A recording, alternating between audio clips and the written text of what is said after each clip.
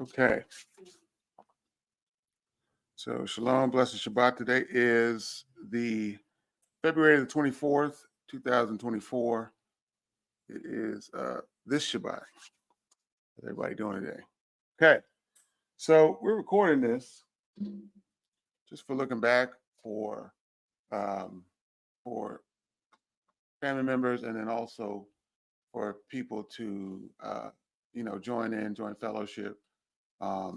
If you have any comments or any questions when you're watching this, just put them in the comments. Love to build community. I don't know every single thing, and it's important that we have a spirit of learning and growth. Um, 'Cause that is what is righteousness. So this week, there's been, I don't know, I saw a lot of things. I've been dedicating time to pray. Dedicating time to praying for family and uh, specifically, for you, Salima, the Most High said to, keep you lifted up in prayer. And from that specific place, uh, just a recap of what what has ended up happening, throughout the week. I'm going to work to consolidate it into today's lesson, right? But so not only been praying, but I've also, been reading the word. And so the word that I ended up reading was, I ended up just scrolling to the, the end of First Timothy. It was chapter 6. But then before that, I was reading chapter 5, which again talks about the younger women, not seeking to be, not seeking to be like going around unmarried and all these type of things like that. Giving Paul is letting Timothy know quiet. Paul is letting Timothy know what the requirements of the assembly is. And so he's like, listen, like, just older women can definitely get what's called, what would be like a welfare, right? But she's an older woman. This is in chapter 5, First Timothy chapter 5. She's an older woman. She has only had one husband. Let's actually just go there real quickly, because these requirements for women who were to receive welfare. We ain't talking about the same type of welfare that we see today, right? Because like, weirdly enough, y'all, in contrast, there's a reason why this, and I say it's unrighteous welfare, right? Because what are the requirements of today's welfare? You know, usually being a single mom, like if you are single and don't have a husband in the house, you arguably, and I don't know all the things, but you arguably get a lot more money than when it's, when they're together. But it comes at the cost of family. It comes at the cost of that, having that male presence inside of the house. Then the more children that you have, you are rewarded by that. And I saw a video uh, of, it was a sister. I don't know. I don't think she's a set apart sister nonetheless, but she had wisdom. And the video was like, she was just talking about the fact that, like, the government the government been raising your baby, and in the United States, this is what we primarily have. Is when there's public assistance, it's usually a single mother. um, so it's like the government been raising your baby, giving you all this money. And so that's why the government wants your baby back in the terms of prison system, and things like that, which is an interesting point of view. But yeah, I mean, just imagine that, like, I want to reward you for having a fatherless household. The more children that you have, that's good. The male that you have in that household, they're gonna come back to prison. Some of the women as well, but the women or the female that you have that grow up to be women, they can have more babies that can produce more males, to go into the prison system, or whatever like that. That being some of just the ideology around that. Uh, but the welfare system was First Timothy. Let me see here. First Timothy, chapter 5. Just go to verse 9. Starting at verse 9, it is the right, enrolling a widow into the. This is what the widow needed to have, and this is just why I think it's important that we just chew on this for a second. This is what the widow needed to have. But if any widow has children or grandchildren, they must first learn to show proper respect. Excuse me, honor widows. This is verse 3. Honor widows who are actually widows. Now, why would he even say who are actually widows? Honor widows who are actually widows, right? First Timothy chapter 5, started at verse 3.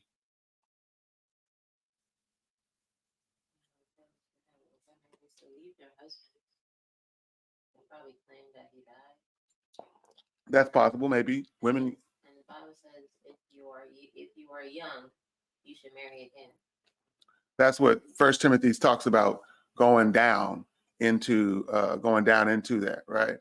So it just talks about honor widows who are actually widows. But if any widow has children or grandchildren, the widow must first, or excuse me, the grandchildren must first learn to show proper respect for their own family and give back compensation to their parents. For this is acceptable in Yah's sight. Now, pay attention to that, though.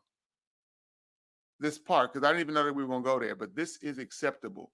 Remember, we're talking about godliness, or, Yah likeness, righteousness, and commitment, right? That's just what the study is about. So now it says, verse 5 says, now she who is actually a widow and has been left alone has set her hope on Yah. And she continues in requests and prayers night and day. Very important, right? Woman who's actually a widow and has been left alone has set her hope on Yah, not on the government. I don't even know why we're going here, but I'm just like, it's opening up and revealing itself as we're sitting here having a talk live. And she continues in requests and prayers night and day. So she's also a woman who is, who is like, my sustenance is not coming from the government. I'm not focusing on that being my sustenance. I'm not focusing on my own hands. I'm starting off with the Most High, and then, he will provide, right? And that's so different from what the Most High ends up telling men, mankind, but men in general, is, again, don't, like what the Bible says, you will remember Yahuwah your Elohim, for it is he who gives you the power to gain wealth, to establish, I believe, his covenant. Don't quote me on that last part. But the idea is that your sustenance is supposed to first come from the Most High Yah. Then after that, the provisions that come from the action of you praying and what? Praying day and night and sending up requests, he will give to you. So verse 6 says, but she who indulges herself in luxury is dead even while she lives. Give these instructions as well, so that they may be above reproach. But if anyone does not provide for his own, and especially for those of his household, he has denied the faith and is worse than an unbeliever. We've talked about that scripture before, but I just wanted to let you guys know, folks watching it on the replay, that what came to me in a small study of 1 Timothy chapter 5, verse 8, was that folks are supposed to be providing for the widows and in their own family first, right? That's where it's supposed to first come from. That welfare is supposed to first come from the family members, and then outside of the family members in the body, invests and helps, these women who don't have money to pay for themselves or whatever at this specific time. It says, verse 9 says, a widow is to be put on the list only if she is not less than 60 years old, first requirement. Having been the wife of one husband, second requirement. Having a reputation of good works, third requirement. And if she has brought up children, fourth requirement. If she has shown hospitality to strangers, fifth requirement. If she has washed the feet of the saints, sixth requirement. If she has assisted those in distress, seventh. And if she has devoted herself to every good work, eight. Eight requirements of a woman being taken care of, right? When we think about this, when we think about the system, because we were watching a video about is this was it's a Muslim sister, you know, and she was just talking about what was the title of the video? The video was about, just women who are 40 and over, who are unmarried, who had never been married, you know, are miserable. That was the title of the video. Older women are miserable, I believe that's the title of the video. But she was showing this woman who's at the time was 46, this Puerto Rican woman who was 46. She's going to getting ready to go to surgery, and she's been online, kind of flexing and doing all her stuff. Doesn't look like she's broke in the least sense. Looks like she can at least provide for herself. But she's been talking about how she didn't need no man. But now, when she heads to the doctor or gets prepared for surgery, she's like, I shouldn't have to just rely on my mama. I shouldn't have to rely on my sisters, although the nuclear family is important, right? It's important to have a nuclear family if you have that benefit of having it, but you shouldn't be relying on that. And she says, it just hit me that I don't have a husband and I've been making fun of these guys. Not only that, but she also talks about, again, like the dating pool, um, and at that age range being some of the worst, you know, the worst dating pool. So we're it's men, right? It's from men who don't want to get married, and well, yes, probably been married. Well, it's that the she said that the men who had been married, they've been married since their 20s, and their 30s. The good men have been married since their 20s and 30s, right? And we were talking about this yesterday, Kimmy, is that we know that men are women, black women. Uh, um, there's more black women than there are black men, at least in the United States, right? I don't know what the numbers are, but it was almost like close to like close to like half, half more.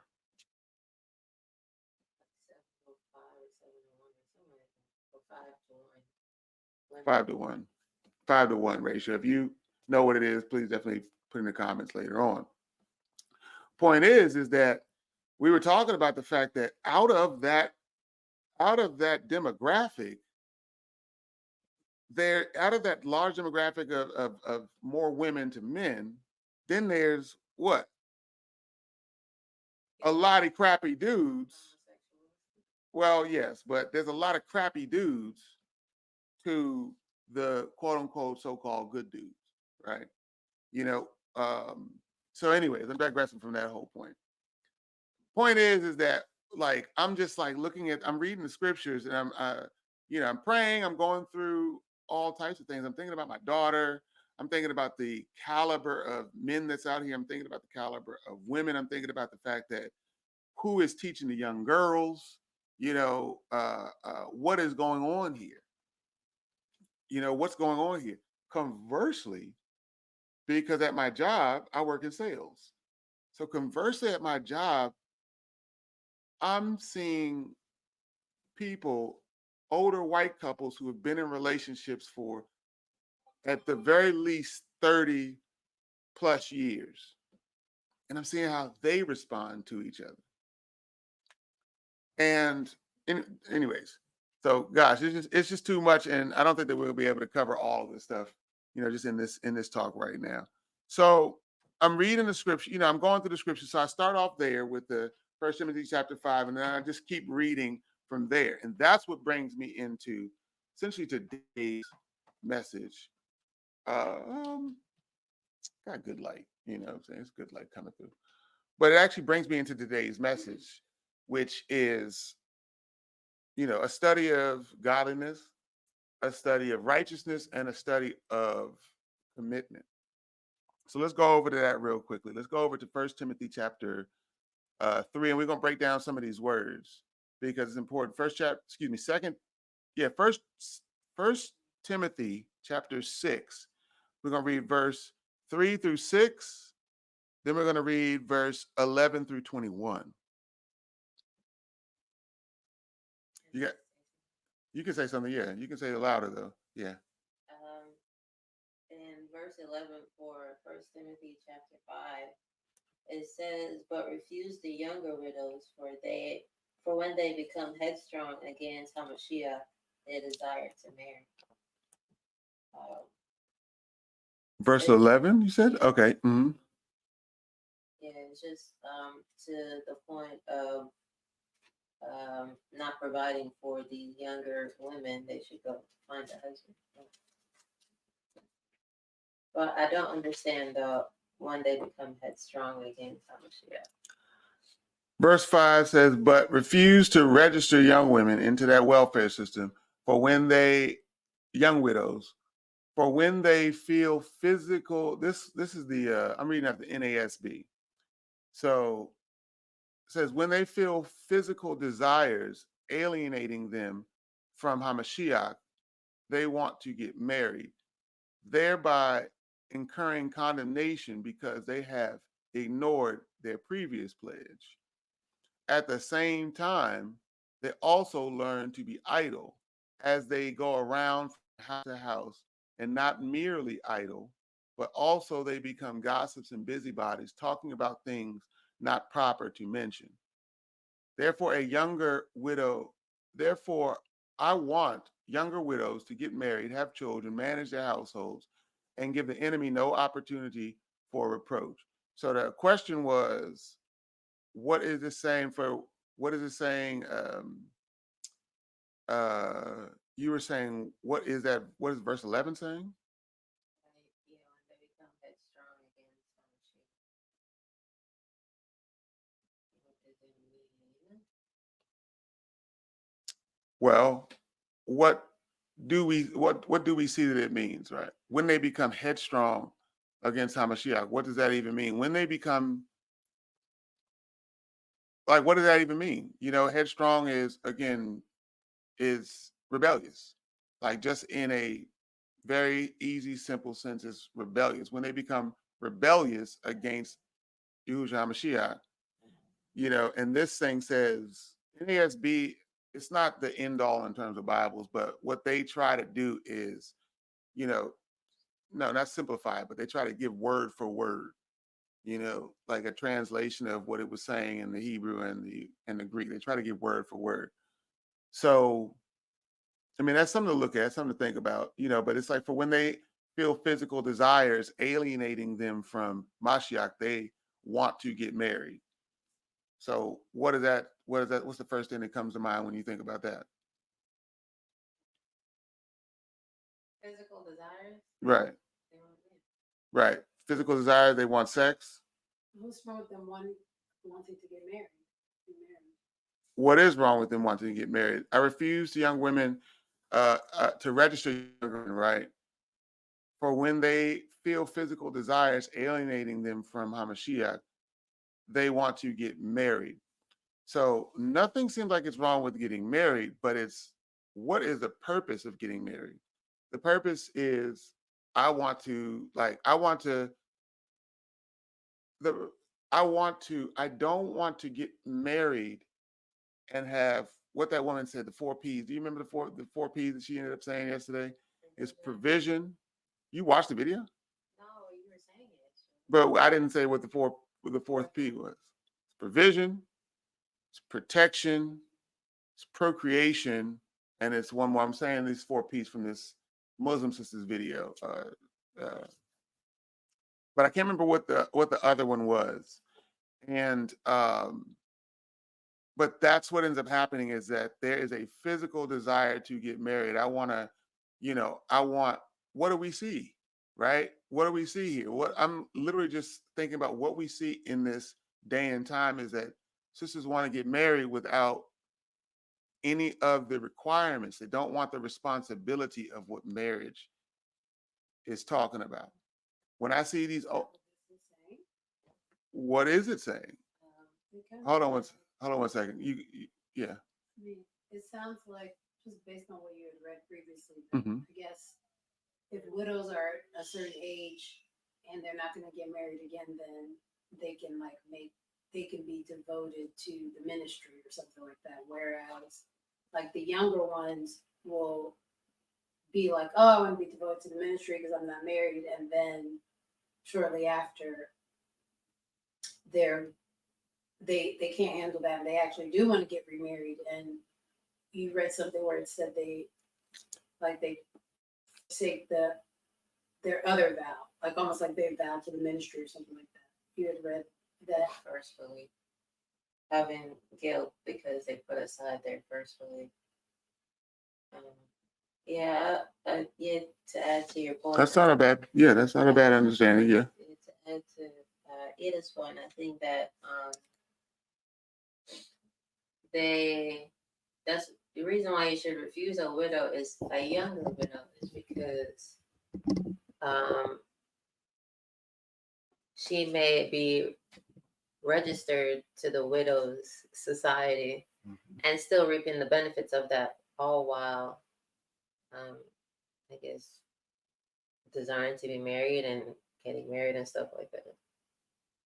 It seems like that's a really good point to, it's a really good point to study and to maybe look a little bit deeper into, because it wasn't my, to be honest, it wasn't my study, and I would love to get into that, you know what I'm saying? But, yeah, I mean, those are all really great points. I mean, I see that right now. I see that right now with there's this woman who I posted, and I've heard this, and this is like young sisters talking about I'm married to Mashiach or this, that, and the other, and it always bothered me because I'm like, no, you're not. Like, no, you're not. What you are is it's an invisible thing, and you don't really have the true fear of the Most High Yah, because you don't have to, there's no authority that you actually have to come underneath. Like that's the benefit, and also the difficult thing about following this faith is that it's not like Islam, what I'm saying, which is all about submission and things like that. I mean, it's right in there. Like the name means submission. So everybody who is following it understands, look, this is when you Muslim, this is the ball game, you know. But the Abaya and through the sacrifice and resurrection and the salvation of the Messiah, we have this freedom that then we have to control, like we have to what's the word? When kids gotta like self-regulate. We have to self-regulate ourselves, and that is actually a lot more difficult than, look, here go rules, rules, rules, rules, rules, and if you don't follow these rules, you could be subject to horrible things like death, stoning, or all types of things like that. Just that, whatever, like some of these Islamic states or whatever. I'm not saying all of them, but point is that there is a freedom that you know I believe as Paul says, like, don't sin in your freedom, though.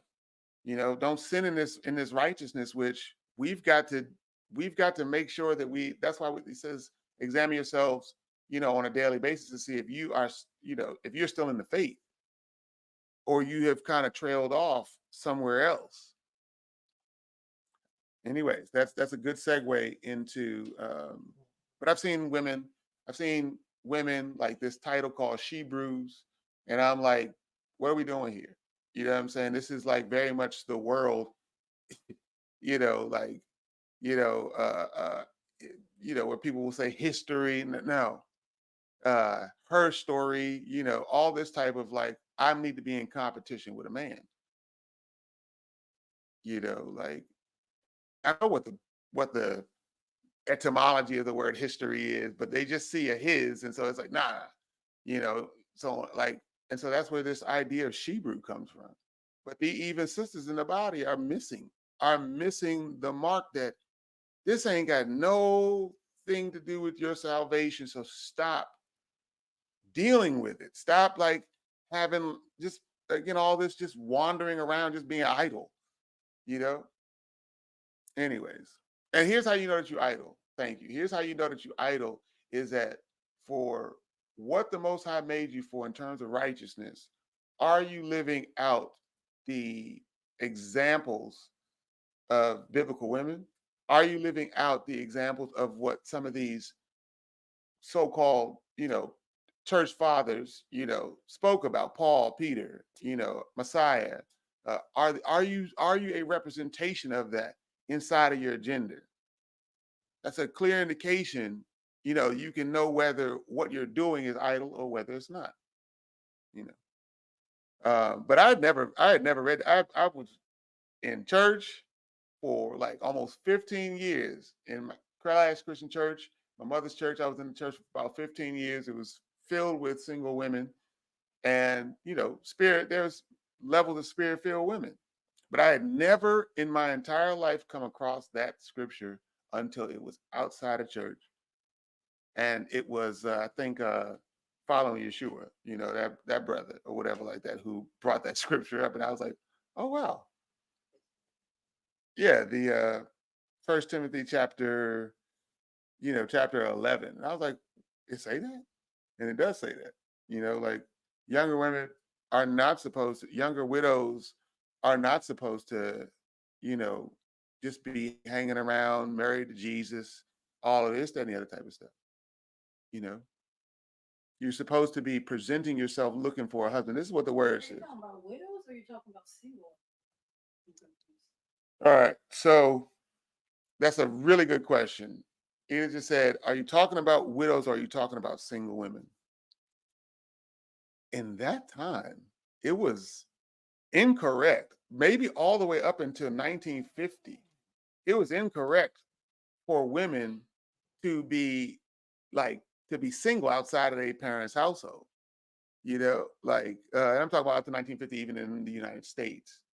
So you went from my dad's household to my husband's household, um, and then that was it. There wasn't this. I'm going around. I'm doing all of these types of things like that because I'm living my life. I'm discovering myself and so on and so forth. It wasn't all of these things going on. So when he's talking about widows here, I've thought the same thing. When he's talking about widows here, it's because that is the nature of things.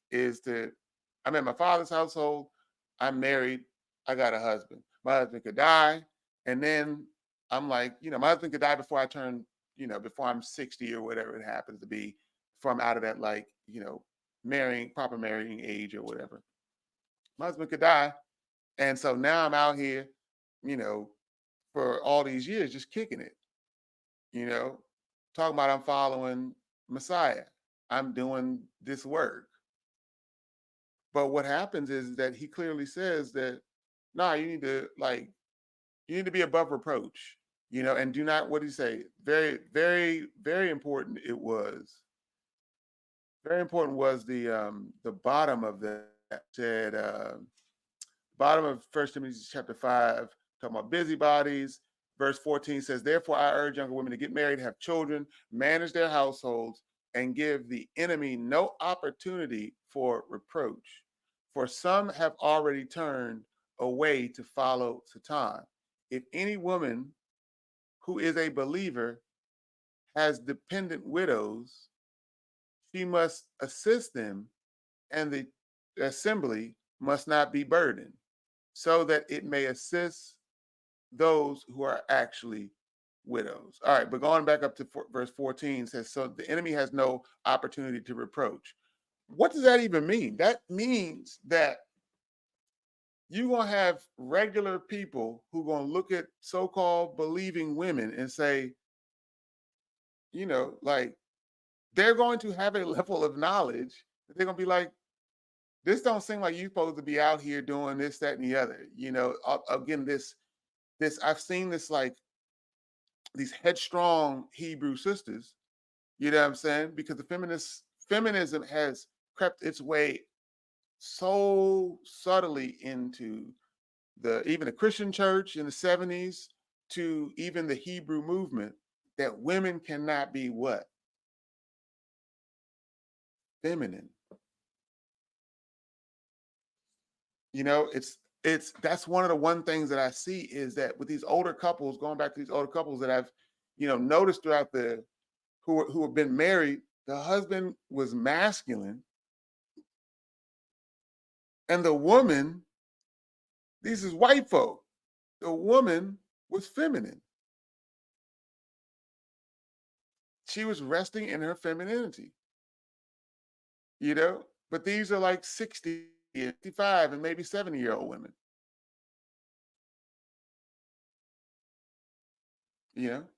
So anyways, all right.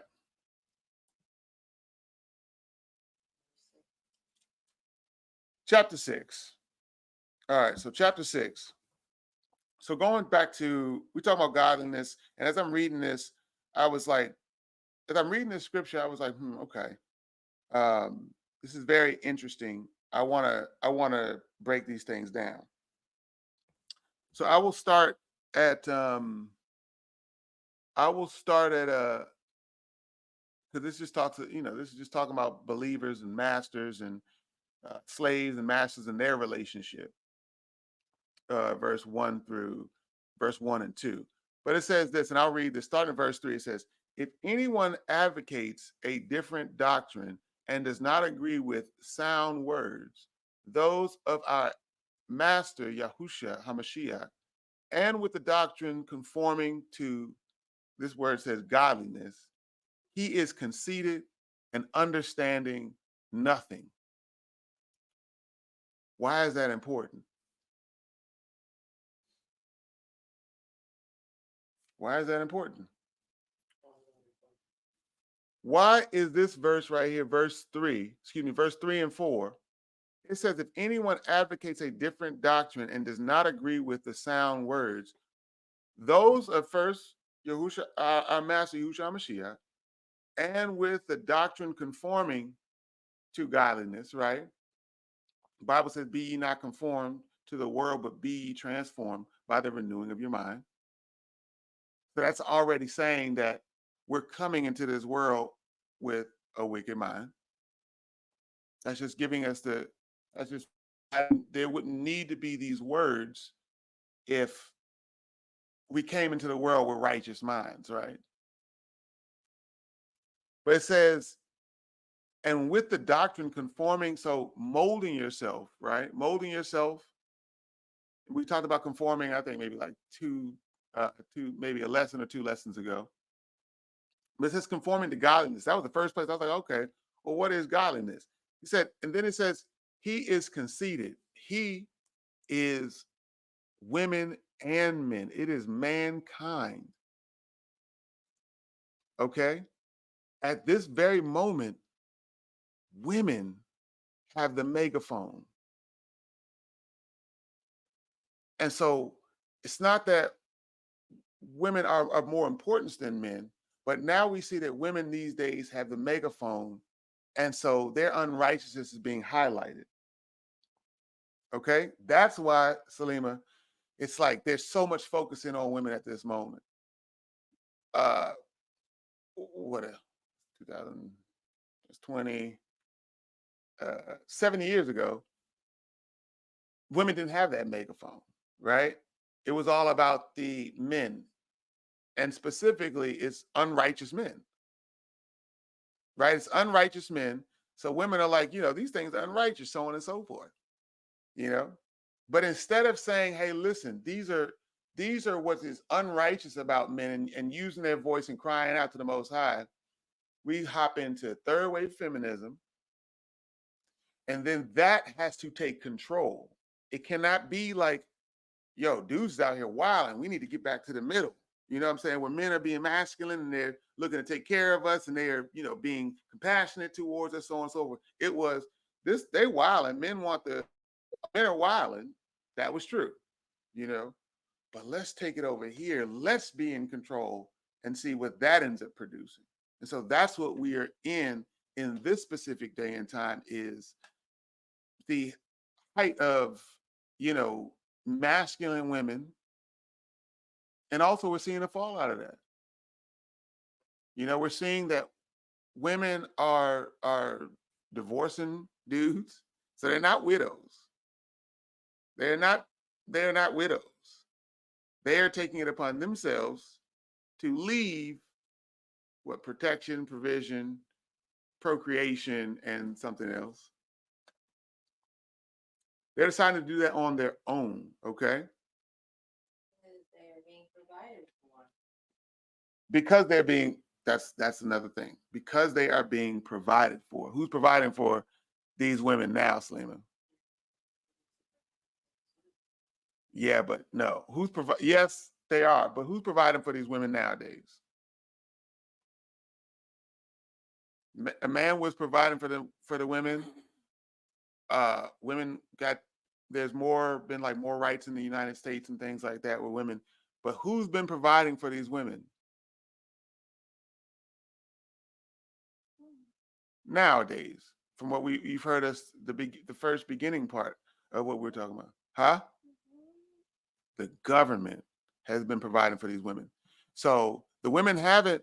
The women have just. So now the government is their covering. You following that?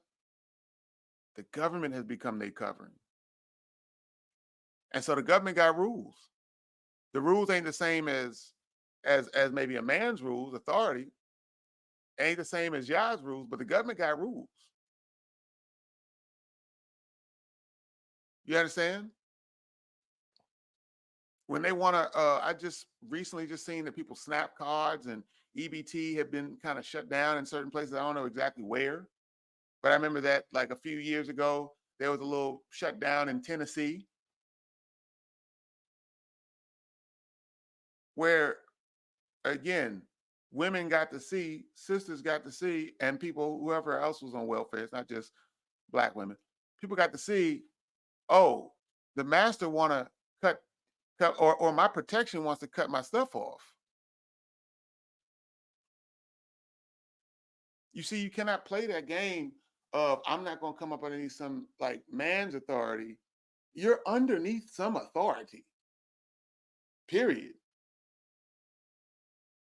Sisters were sisters were going to college, are arguably the highest number of college graduates in the United States. How is that possible? Are we the highest number? Yeah. Because we're the highest number. I don't know. How did we go to school?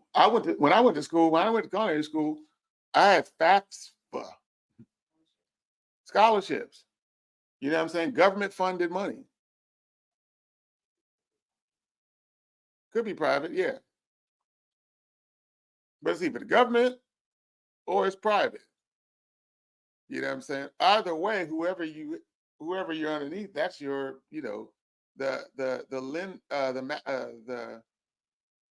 um the person who is lended to, I think the Bible says this, the person who is lended to is the slave of the lender, or whatever it happens to be. So there is I don't want to come underneath. Anyways, digressing from that whole point.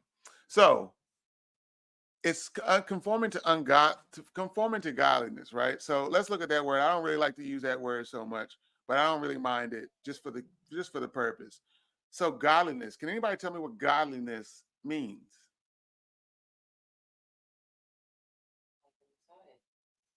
Like the Messiah. So if but explain to me like I'm a third grader. What is godliness? To choose what is good and not bad. Choose and to do what is good. Choose to do what is good and not bad. Okay, that's what you said. The word is word 2150.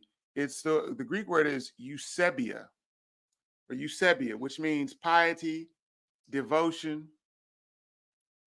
Uh, more intricately is listen, someone's inner presence to the thing of Yah. Excuse me, someone's that can't be right. Oh, that cannot be right. Um,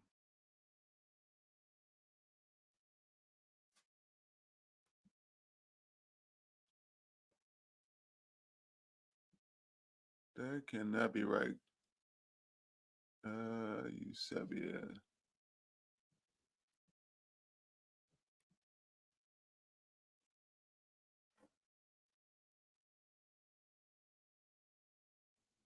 Hold on real quick. I'm just getting this word. Okay. So anyone teaches the doctrine does not so on and so forth.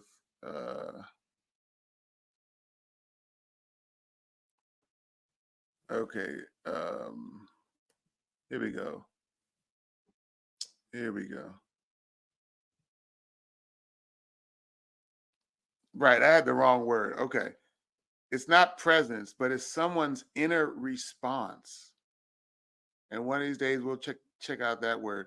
But it's someone's inner response to the things of Yah, which shows itself in godly piety or godly reverence, naturally expresses itself in reverence to Elohim, what he calls sacred, right?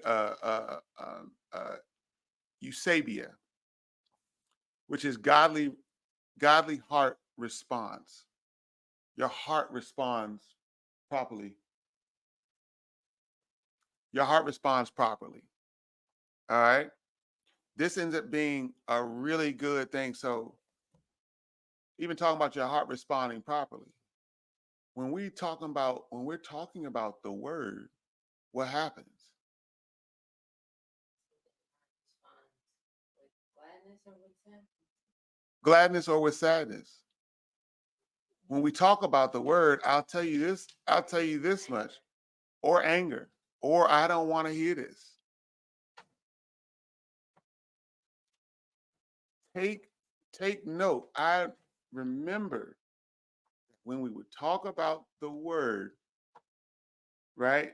If we're talking about something that is something that's piquing somebody's interest, let you know where their heart actually is.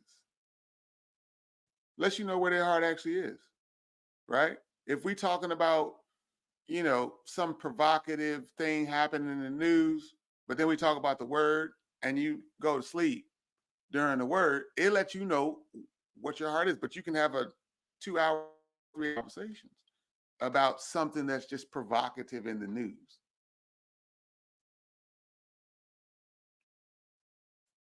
The response is that's so look. So what is the opposite? What is the opposite of godliness or eusebia? Who? Controlling is the opposite? Oh, unholy. Yes. That's a word. That is a word. But some words that I saw, which was the opposite of ungodliness or godliness, is ungodliness, unholy, wickedness, depravity. What in the world is depravity mean? Because you see this word, these are like old English words, but what does depravity mean? Sounds like deprived, right? Like biblically, I feel like it's when you're walking with Yah, he says he will provide for all your needs. So if his word is true, then the opposite is also true. If you are not walking with Yah, he will not provide any of your needs. No, and you'll be deprived of them. You'll be deprived, right? But deprived and depraved are two different words. They seem like they have some closeness, but it's not. This is not. Huh? Isn't it like you be deprived of it? Depravity. Let me give you the definition of what that is. It's called depravity, right? Or depraved. Excuse me, not depravity, but depravity. Listen to this: a sinking to a state of low moral standards. If you see that word in the Bible of depravity, to low moral standards. All right. So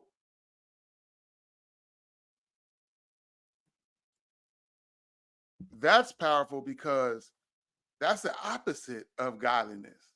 So you can just say, if your heart is not responding to this, to the word, if your heart is not responding to your function as a gender, to your genderly function that the Most High set as his creations,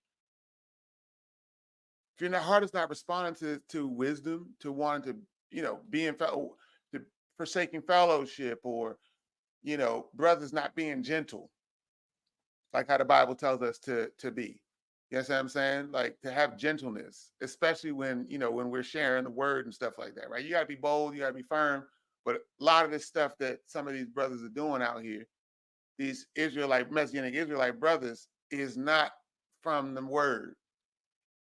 But they are playing a role in the play of the world. But it ain't the role that they think that they playing. Because the Bible is very clear, when you have conversations, you know what I'm saying, that you let your gentleness be made known unto all men. For the Adon is always near. Okay. So moving forward, depravity is a sinking to a state of low moral standards. That is what that is some of the things that I have seen I've seen is that Black folk are sinking to a state of low moral standards. The world is as well, but Black folk are a state of low moral standards. And so by definition is wickedness. We can see that just even in America and even in Africa, or whatever, like we're not the top people no more. All the resources, the majority of the resources in the world come from Africa. Europeans don't have any of those natural resources that they need. This is not even a joke. This is just a fact. Me and this African brother, we having a conversation about this. He's from Burkina Faso. He's like, they have no resources. He's like, France always takes their resources, and that's why he was just saying the first thing that this new gentleman, I can't remember his name, but he's like a new, I don't know, dictator. I don't even want to use that terminology, but he's a new leader of Burkina Faso, recently 35 years old. He kicked out the French because they're taking the resources. But here's the thing, is that we will know what it ends up looking like, like some years down the line. Like, does he do right by his people, so on and so forth? Does he not fall into the allure and the play of becoming like, just a dictator and, pretty much raping the people, of their own resources? Does he build up the people? But even over here, though, we are so wealthy, right? In spirit, well, in strength, we're wealthy in style, but we are depraved. We are depraved, you know. Deprived means like not given, I guess, not given to, but depraved means almost like, like like, yeah, you've been deprived, like you're in, you, you know. So, anyways, let's go back to that. Let's go back to the word real quick. Let's go back to the word. Okay. So, Oh, these are the Hebrew Israelites what? who are puffed up. Where's that at? I'm just saying, verse 4. Oh, he is conceited and understanding nothing. Yes, those are the Israelites. There are many of our brothers and sisters. They are puffed up. They don't understand anything. They're conceited. The camp specifically. you know. But it ain't just the camps though. You know what I'm saying? It's the camps, it's the men, it's the women. You know, we can see these things, and here's the whole point. Let's keep going. Continuing in verse 4. But he has a sick craving. Listen, but he, the man or the woman, has a sick craving for controversial questions and disputes about words, from which come envy, strife, abusive language, evil suspicion, and constant friction between people of what? Depraved mind, of depraved mind, and depraved of the truth.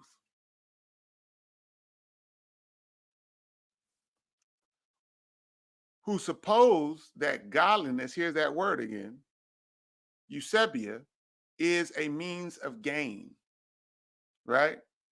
So the idea behind that is that they're supposing that they're depraved of all these things, and they're depraved of the truth, and they're depraved of the mind.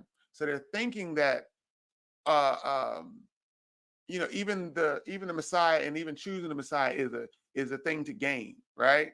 You know, like something to gain on like earth, right? It's just another thing I can gain. Or when somebody's speaking about that, right? How about the women? This is from the spirit. How about the women? When a man is saying, "Look, authority is important," you know what I'm saying? Coming underneath authority, having a covering is important. Oh, he just trying to, just get me to do this, that, and the other. Like, I don't want to be underneath like no authority or whatever. That depraved mind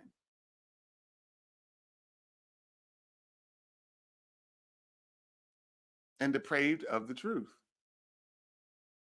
What is the truth? The core truth is that Yah has order. That is a core truth, is that Yah has order. Another core truth, our hearts are wicked. So that's why we need to come into the Hamashiach, and receive Hamashiach into our life as our master and our savior, so that we can, essentially, we can be reborn. We can, be born again, be made anew again. Because we were born with our hearts being wicked.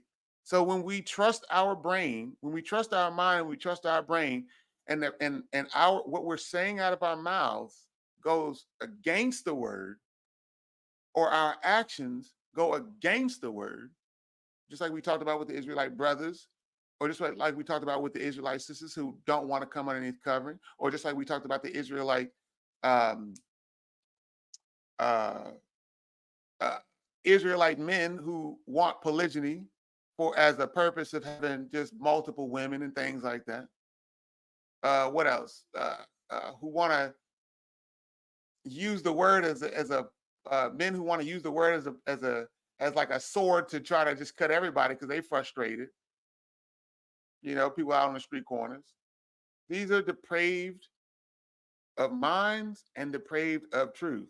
Wives who are saying, wives who are struggling in their households because they don't want, they are bucking against their husband's authority.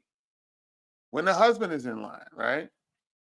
That's the key. When the husband is in line, then you should be seeing, things going all the way down. But when it's not, somebody is out of line.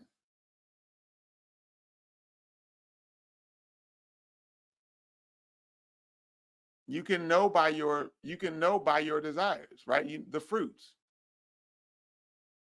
We can look at our guys, we can look at our children, right?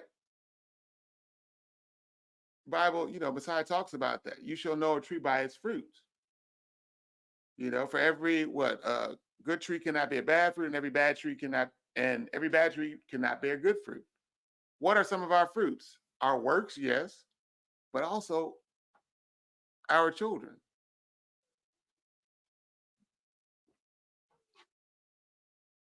Our children should be a reflection of the good, are a reflection of the good fruit. And so when you don't see those things in our children, most likely it ain't necessarily the children's fault. the parents. Somewhere along the line, the parents gave into a deprived mind of the truth. Let's keep going. So, friction, right. Verse 6 says this, but godliness actually is a means of great gain when accompanied by commitment. Here goes this next word, commitment. Remember, we're talking about godliness, a study of godliness, commitment, and righteousness, or godliness, righteousness, and commitment. Okay, so what is this word commitment? In the Greek, it is autarkia. Comes from the word autos and archeo. Artos means self, archeo means to suffice. So that means self-sufficient, having all they need within, having all they need within through the indwelling of Elohim. I have to speak on uh, some of the self-help things that we have going on, some of the meditational practices that we have going on. If you see meditation and you meditating on the inside and things like that, and the works are producing haughty spiritedness, the works in there are the meditations are not producing peace, joy, any of the fruits of the spirit. Don't get me wrong when I say this, but it don't matter if you're trying to get it from the Most High. But if these things are not producing, these meditations are not producing those things inside of long suffering, if they're not producing those things, you can look and check on the meditations and say, maybe I need to meditate on something else. Maybe I need to be having something else that I'm meditation, I'm murmuring, something that I'm thinking on. Maybe that's not the root of your problem. Maybe it's not the Like looking surfacely to fix what we have going on, whatever it is. That's a great point.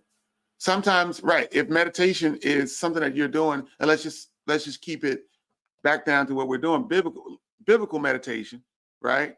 Meditating on his word, meditating on, certain thoughts or whatever, like good things or whatever like that, that are in your life, meditating on. If these things aren't taken off, it can be a clear indication, like you were saying, something else is wrong.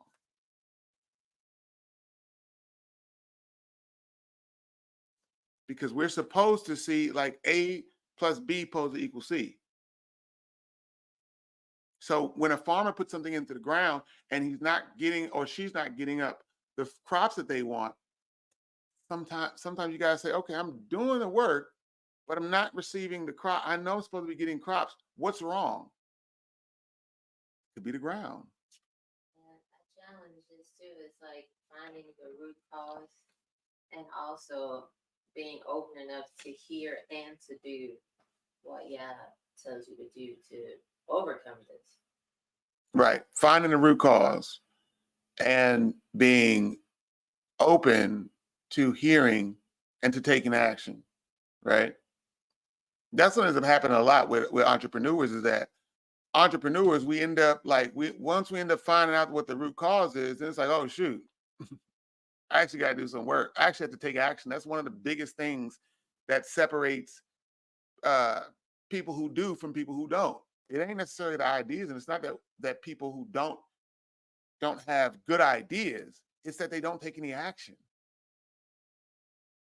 It's that you get the diagnosis and it's like, all right, I've been diagnosed with this. You don't take no action. So yes, you're right. Looking at the root, and not only looking at the root, but asking the Most High to deliver that thing, to look at the root. And you can even do this at 14 years old, Slim. You can say, what is the root of? What is the root of these things? If you're gonna be thinking in your brain, have productive thoughts. Think about things that are productive. Have some battles that are productive.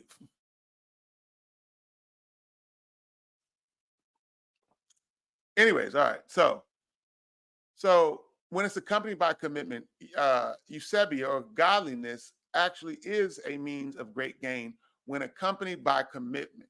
So what is that even saying? I've been thinking about my brothers, you know what I'm saying, my homies who I grew up with, and they're not in the word, they're not in the faith, and they've got issues in life, and we're in our 40s and things like that. And I've been like, man, how do I minister to my homies? Because they know me as just from growing up with them. They know, they see the change that I've been experiencing, but it's taken a long time. I had to like literally live inside of this change for the last 24 years. Excuse me, 20 years. So they're seeing the change, but they're not making the connection that, and they can acknowledge, they can say, hey, yo, my T, like, man, like I see what you're doing. Like you did a great thing moving because DC's messed up, so on and so forth, this, that, and the other. But they're not making the connection that they can also have this change. But it's going to require something of them.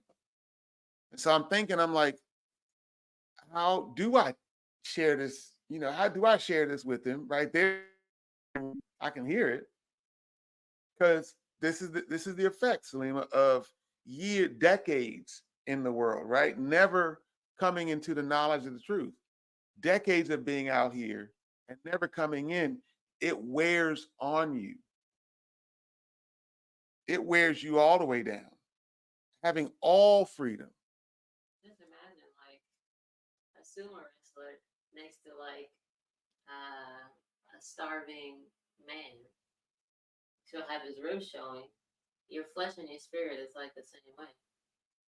Like there's no way for your spirit to really stand up to what your flesh has known for how many years. Right. It's so fat. Right. Right. Exactly. That's a good point. You understand that point? Uh, Picture a sumo wrestler. You know what a sumo wrestler is? And picture a really skinny man, right? So the skinny man, it just ends up, and there's an old Native American proverb, you know what I'm saying, that talks about two wolves and stuff like that, like a good wolf and a wicked wolf or whatever like that. And it's like they're fighting each other, but it's inside of us. And it's like whichever wolf you feed the most, that's the wolf that is going to eat the weaker wolf. And so if you feed yourself, righteousness, goodness, that wolf will eat up the wicked wolf that is inside of us naturally. But that's like what she's saying. That's like what Kimmy's saying is that if you fed something more, the sumo wrestler's gotten really big, while also the let's say the fleshly part of you, right, as a skinny person, they haven't been fed. That spiritual part who represents the sumo wrestler is going to always be able to overtake the one who hadn't.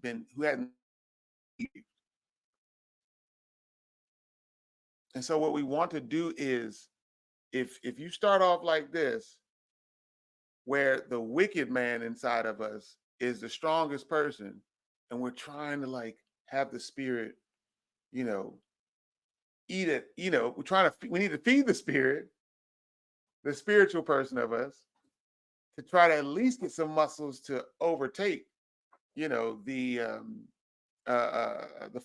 fleshly one.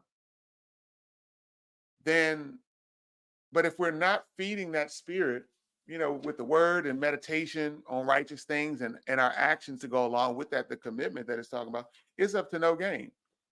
And that's what I was just saying was like, I'm trying to get my guys, to tell them about the word, but I'm stuck because I'm like, do I tell them?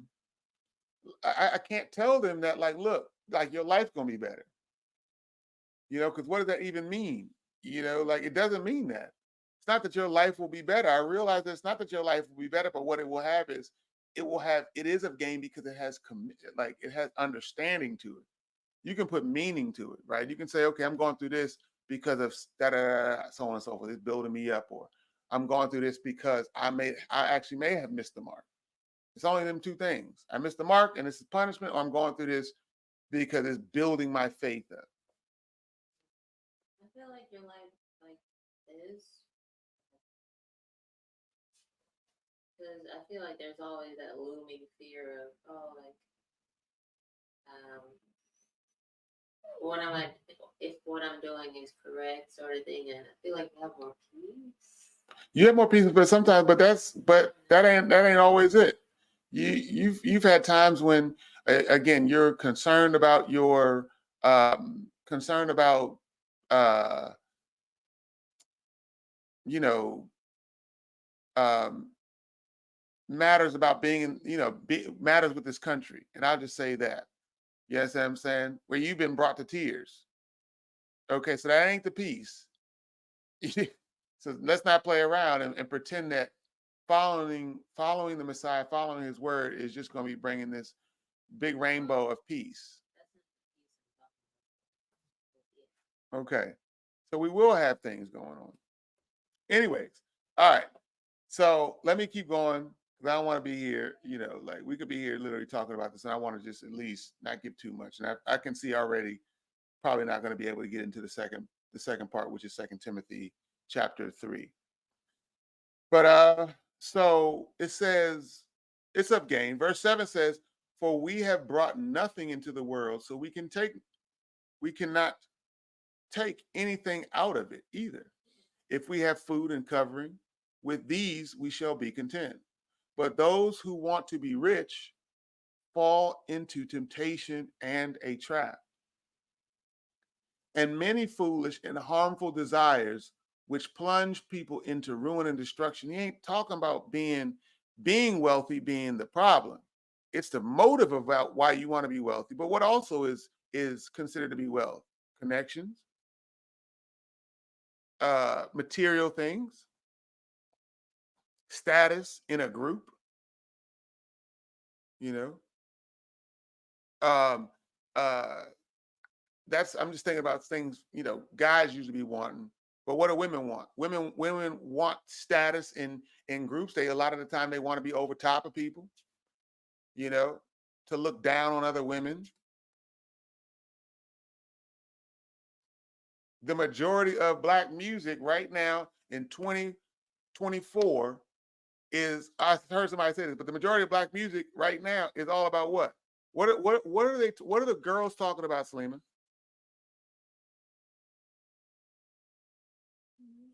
In the raps, what are the girls talking about?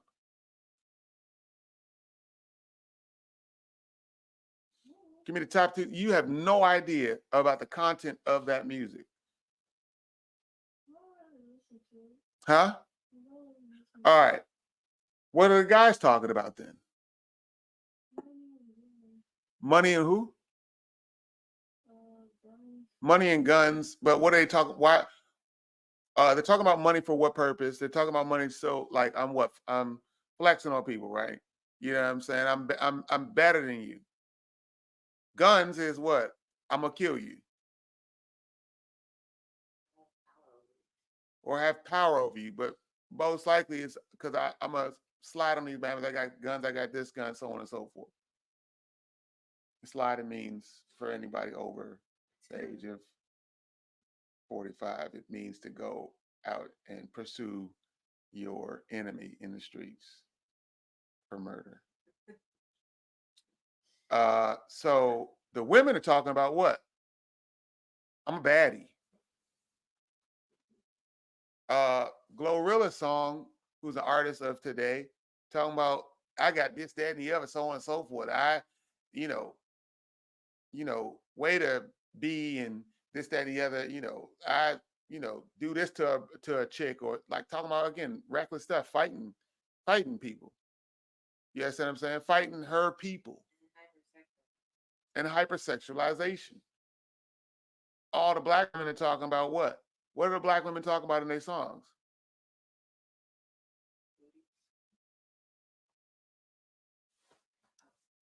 I'm looking at who I want to answer. Thank you very much. So look up next time. Thank you very much. What are they talking about in their songs, Selena? Their bodies. But they're talking about their bodies to what? Not like, hey, look at what I've done.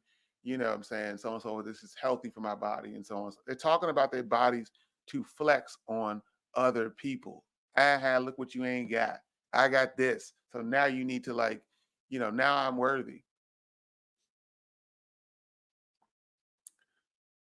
That moves us into, again, these are ways that people want to be rich, they fall into temptation and trap, and many foolish and harmful desires, which plunge people into ruin and destruction. Verse 10, 1 Timothy chapter 5, excuse me, 1 Timothy chapter 6, verse 10 says, for the love of money is what? Salima, what's that? What's the end of that? Is the what? I can't hear you. The root of all evil. Many people make that mistake and say, for the love of money, excuse me, the love of money, they say money is the root of all evil. Money is not the root of all evil. It's the love of the money is the root of all evil. Because if you love Hamashiach and you're blessed and things like that, you're righteous, you want to do righteous things. You know what I'm saying? You want to use these earthly resources, which we can't take. You want to use them righteously. That's why, here's the flip side, is that a lot of y'all don't need to be actually blessed with more money, because Most High knows, he's like, look, I already know what you're going to do with it.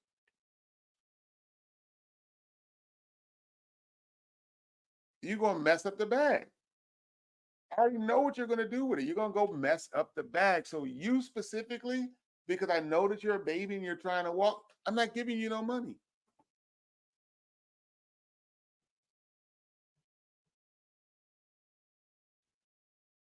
So you want to be a believer, you want to have, maybe have some more money, because this is could or could not. Start setting your brain and your mind on what to do is righteous. Get some land for some people, buy some houses, set up some stuff for Black folk, set up some, shelters for homeless people, maybe, you know, adopt some people, maybe, you know what I'm saying?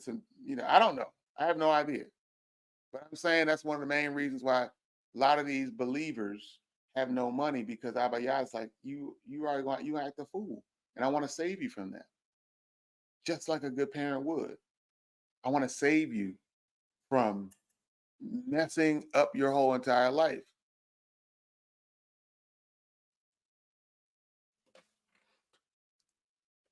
Right. So, and some by longing for it money have wandered away from the faith and pierced themselves with many griefs.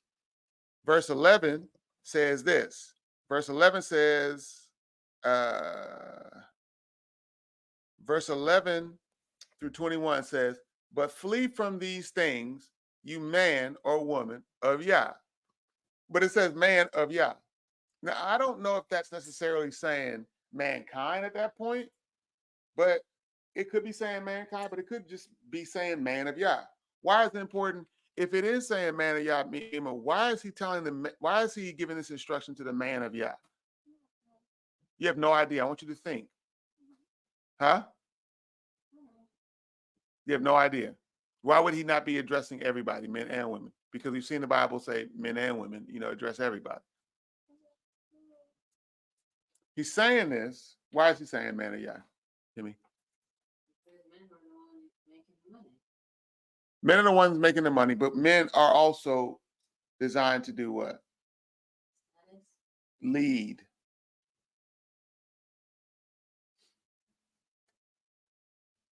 One reason why we know men were designed to lead is because when there are no righteous judges in Israel, he says, Deborah, I need you to step up. Because I'm looking, there ain't no righteous men here. But I'm gonna have righteousness regardless. I'm gonna need you to step up. I've got an order. The men are out of order, but I'm still gonna have to have order. Deborah, I need you to step up. Deborah doesn't take it upon herself to step up on her own. There's a calling there. And she's like, I'm not about to step out of order, but there's a calling here. And what I'm gonna do? I'm gonna tell y'all, nah, I gotta let my husband be doing this, and so on and so forth. No. Huh? Yeah. So it says, flee from these things, you man of Yah. and pursue righteousness. And here we go with that last word of righteousness. I'll just read the whole thing. It says, pursue righteousness, godliness, faith, love, perseverance, and gentleness. Look, remember we talked about this earlier. How many men are not men who profess that they're in the body, they're not pursuing gentleness? Don't mean you gotta be no sucker. You know what I'm saying? Like you can have a strap, you can have a gun, you can like protect your family or protect a brother or a sister when it's time to go to battle or whatever like that. If Yah is with you, who can be against you? That also means that you're gonna have your strap, you're gonna have your gun. But the point is that you're supposed to still see gentleness in these times of like it not being war. And that's why the scripture is so adamant about wisdom, knowing when to fight and knowing when to like not. Because a lot of times it's not your fight to fight. It's not the fight, your fight to fight. Which, anyways, before I even go into that next part of verse 11, what is righteousness?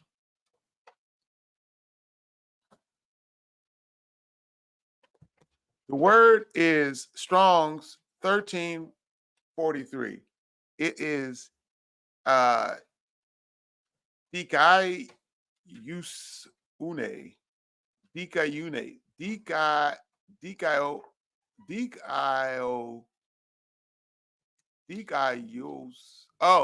dikaios une, dikaios une. That's a real difficult word. Excuse me, but we learning together. What that Greek word means is divine approval of Yah, right? What is, more importantly, what is deemed right by Yahuwah? This is what righteousness is. So self-righteousness is what? Things that you have said is either deemed right by Yah or deemed right by yourself.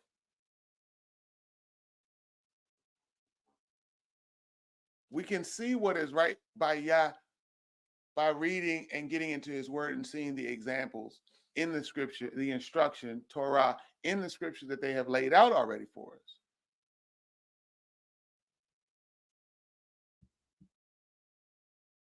I.e., what is approved in his eyes. That's what righteousness is. What is approved in his eyes. Ladies, husbands, brothers who are unmarried, children, you can know what is righteousness by just reading the scriptures and looking and saying, am I supposed to be operating like this? Because most likely the answer is no, you know?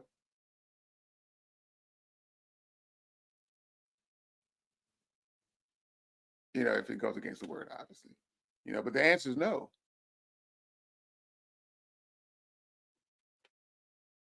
So you just talked about it, fighting. Verse 12 says, fight the good fight of faith, take hold of the eternal life to which you were called, and for which you have made the good confession in the presence of many witnesses. I direct you in the presence of Yah, who gives life to all things, and of Yahushua HaMashiach, who testified the good confession before Pontius Pilate, that you keep the commandment without fault or reproach until the appearing of Yahuwah of Yahushua HaMashiach. Verse 15 says, which he will bring about at the proper time. He who is blessed and only he was the blessed and only sovereign. Okay, that's ending it off. So verse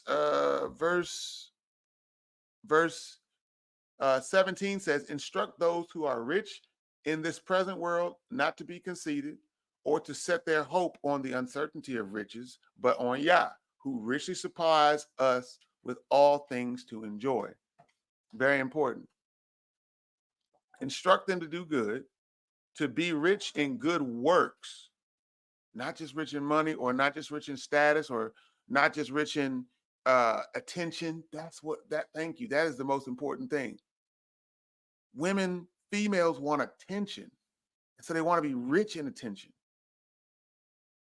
And so that's why you see in people getting, BBLs and all these type of things like that, because it's like I want more attention. Dudes, you know what I'm saying? I need to be flexing on people. I want more attention. A lot of these men, a lot of these current day men have been raised without proper men in their lives, so they have taken on the identity, right? Not They don't think that they're women, but they've taken on the characteristics and identity of an unrighteous woman. So they want the same things that a woman want, which is attention. I don't know about all that, but they want some of these same things also mixed with what unrighteous men want. So instruct them to do good, right? To be rich in good works, to be generous and ready to share, storing up for themselves the treasure of a good foundation for the future, so that they may take hold of that which is true life. And lastly, he closes off this letter to Timothy in saying this, and it's very important for us to remember. It says, Timothy, protect what has been entrusted to you, avoiding, listen, worldly, empty chatter, and the opposing arguments of what is falsely called knowledge. That was powerful when I'm reading this. Which, hey, go lay in the bed with mommy. Go lay in the bed. She in the bed. Which some have professed and thereby have gone astray from the faith.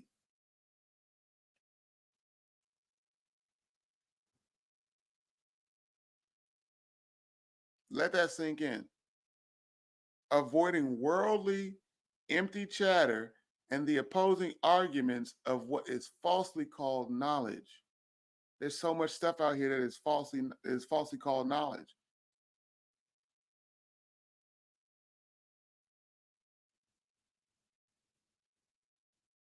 Women's liberation movement.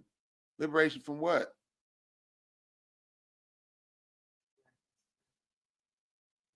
Liberation from order.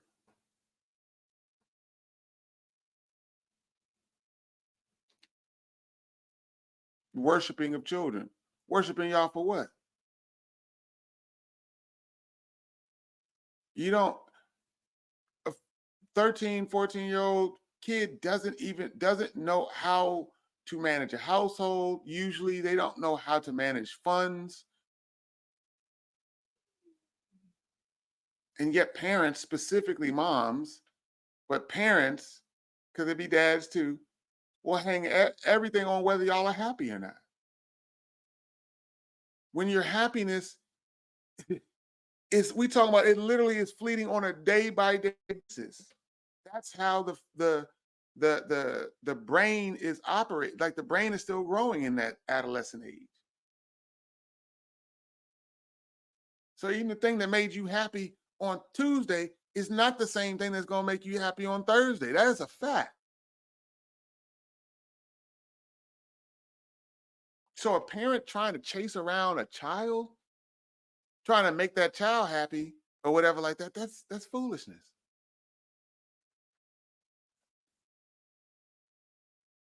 A husband trying to chase happiness, right? Trying to chase around his wife or his kids. It's usually just the wife or whatever like that. Because that's where we usually fall. You know what I'm saying? Our kryptonite be the wives. Wives, mothers' kryptonite be the children. They throw you off balance. But a man trying to please his wife more than pleasing the Most High, yeah, tiptoe around all sorts of things, won't say this and won't say what the Spirit is telling him to say, won't lead.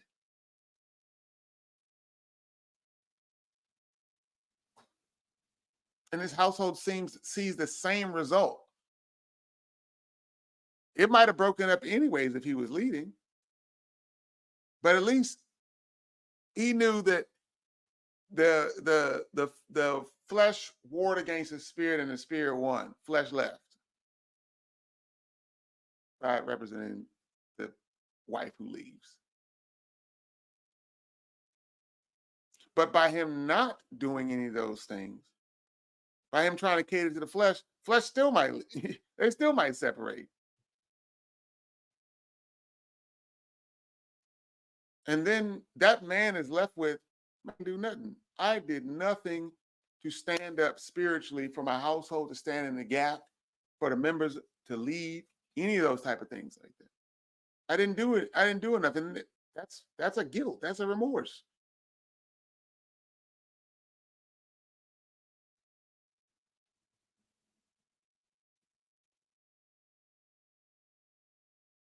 It's important that we get these things, that we understand that there's things that are called falsely, this is false knowledge. We don't need to even be getting super duper involved in these things. Kimmy, about older women at your job, the I don't need a man. That's false knowledge.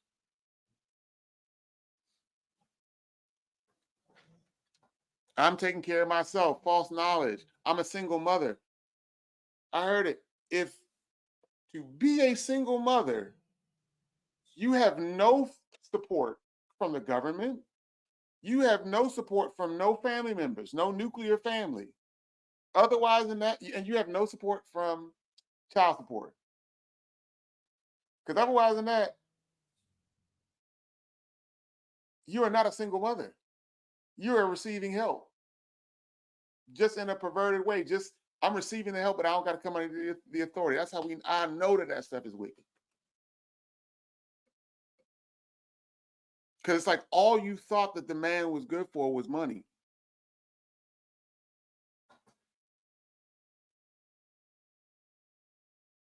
But I've seen households. I've seen the household of these single women. And the children are running circles around these mothers because the mothers were unrighteous. Because a mother who's righteous and a husband leaves, husbands are not leaving. You know what I'm saying? It's women who are initiating divorces overwhelmingly in this country. But husbands are not leaving. But so wives are leaving. If you get to be a wife, wives are leaving. And then because of that unrighteousness, they have sowed a seed of unrighteousness, then they have no footing to teach their kids to say, hey, listen, like, y'all got to be unrighteous. Y'all got to listen to my authority. For what? Mom, you didn't listen to that authority. So why? We have to put these things together. We have got to I remember I was talking to you about the fact that I've heard this so much I've seen debates and arguments and just even discourse, just conversation between men and women just online. Women are always, I feel like, Kimmy, you even said it today. I feel like, what do you know? You said it today. Well, I feel like it's like it. The word is what you were saying is that, well, from what I see, I believe that this is the. Well, they operate on emotions first. Women operate on emotions, but for good and for bad reasons. So that's why we say things like I feel or I think. Can we say I think too?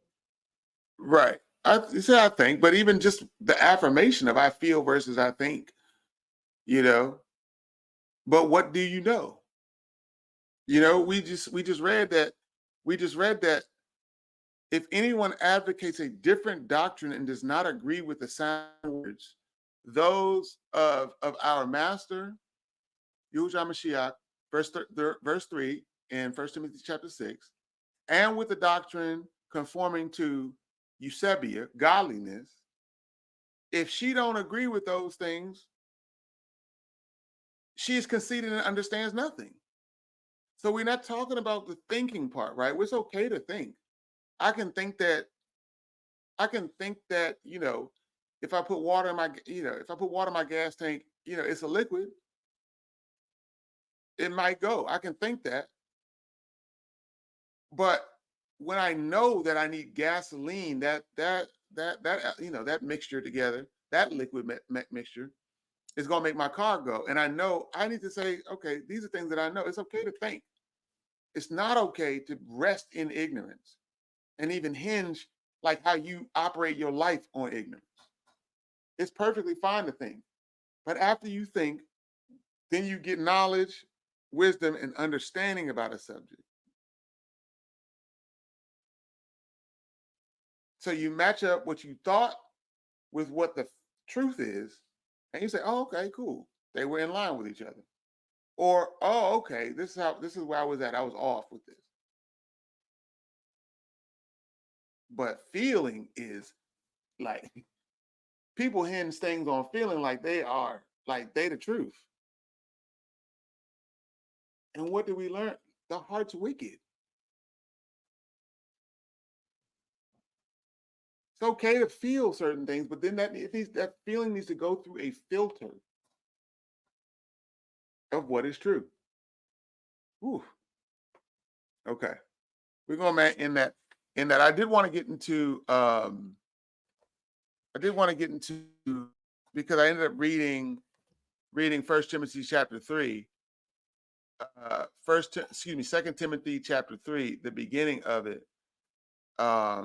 And for like later on, but it's First Timothy Second Timothy chapter 3, verse 1 through 8, verse 12, and verse 13 through 17. And I will skip all the way down to 13 to 17.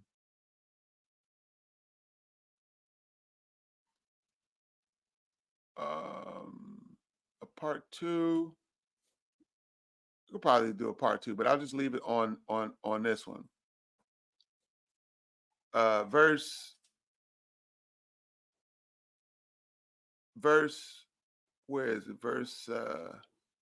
Verse 16, right?